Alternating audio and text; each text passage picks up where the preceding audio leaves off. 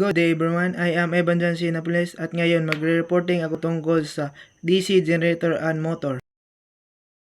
DC generator and motor. DC generator.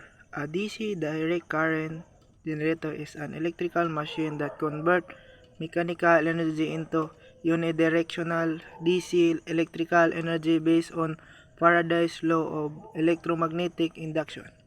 It utilizes a rotating armature within a magnetic field and a commutator to convert induced alternating current (AC) into continuous DC output.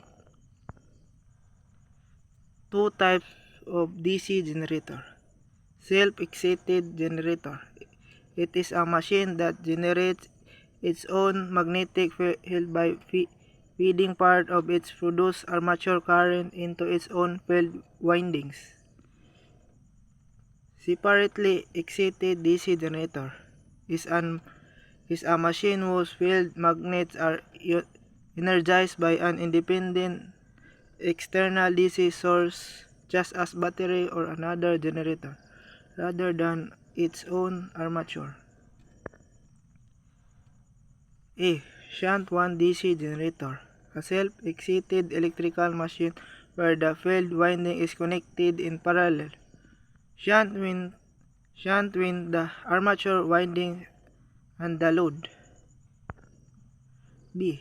Series 1 DC generator is a type of self-excited generator where the field winding is connected in series with the armature winding. C. Compound 1 DC generator is a type of self-excited generator that uses both series and shunt field windings to produce its magnetic field.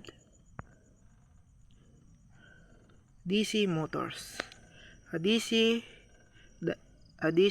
direct current motor is an electrical machine that convert direct current electrical energy into mechanical energy through rotational motion.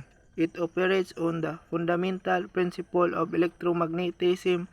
When the current carrying conductor is placed in a magnetic field, it experiences a physical force known as the Lorentz force that causes it to move.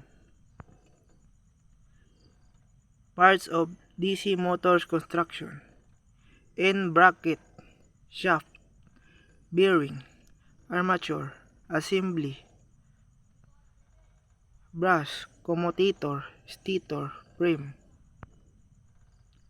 Types of DC motor.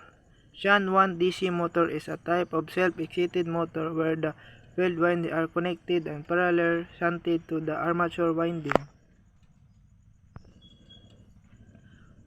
Compound 1 DC motor is a self-excited electric motor that combines the characteristics of both Series 1 and Shunt 1 motors. It achieves this by using two sets of field windings, a series winding connected in series with the armature and a shunt winding connected in parallel.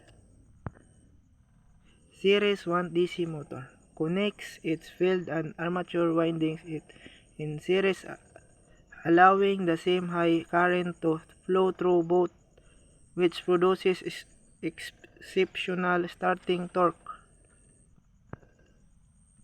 Permanent 1 DC motor is typically mixed up between two distinct types of brush DC motors: permanent magnet (PMDC) motors and one-field motors.